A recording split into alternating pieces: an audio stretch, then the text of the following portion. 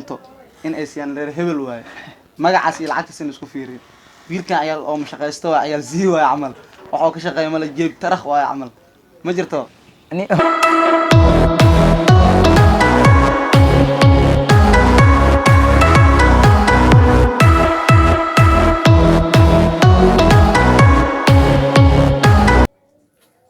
السلام عليكم ورحمة الله وبركاته أصحابنا ميلو اللي بقى نقدر دعوانيسان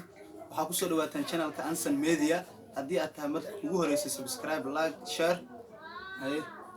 أصحابته ما أنتم حادين ودنا أنا جو حادين ودنا وضياشي كصوبة مقالة مقدش إنه يقولسان قبلها يرير لا يردي معنا واحد لاقيين لا يردي إن أي ناقي قبلي يرير أي لاقيين أو وضياشي أو العقد كست إيه هستين أي راديان قبلي يرير فيري maxay kula tahay oday yar oday macnaha ay jiro 23 sano jiro ama ka weynaad xitaa gabar lagu daray gabar 20 jir 25 16 sano 16 maxay ka wallahi wax la yaab leh waa horta in ay ku soo bataan magaalada Muqdisho sanadihii u dambeeyay gabdho yar yar inay guursadaan inkastoo dhalinyaradina ay joogaan waxa loo aaneyn karo waxay tahay dhalinyaradaas inay haysanin shaqo ay baagamoonda ay yihiin odayaashina ee meesha ugu horeysay ay yihiin lacagtaas dadkan ay fiirinayaan lacag waalidiinta qaar ayaa waxay fiiriyaan in ay odaygii lacag leh amal soo doonto in ay siyaan reer hebel waaye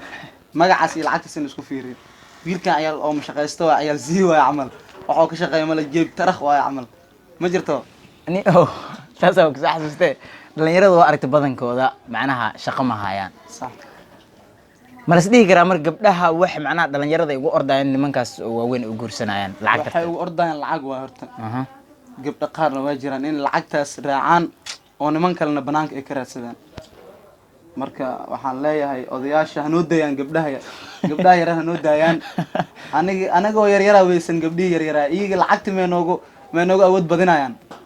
maya ani markaan fiiriyo waxay tahay dhalinyarada inay macnaha kaalintooda ay ka jiifteen saas ay laagtaan sax waay waxa keenay kaalintaas inay ka jirtaan waxa waay baagamoondanimada leh waay maaho maya de shaqo haystaan mid aan ku sheego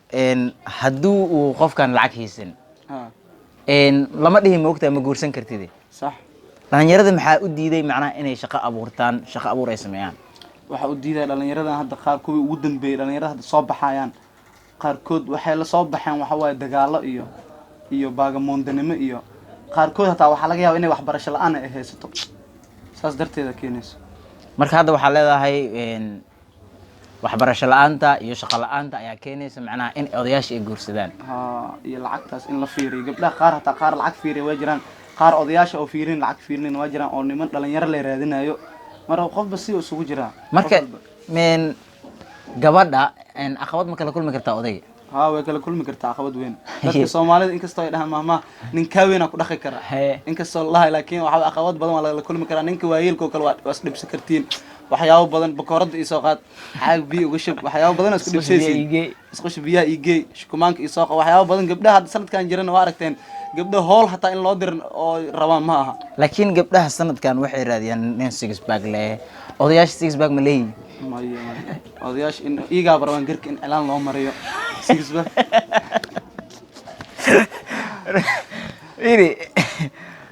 marka gabadhaas odigan six bag aan lahayn sidee u dhaqmi kartaa way gabdhaha six bag xiiseeyaan oo waxay xiiseeyaan wiil macnaha style-kiisa gabdhaha six bag xiiseeya horta waxa way gabdhaha internetka iyo waxaas isticmaalo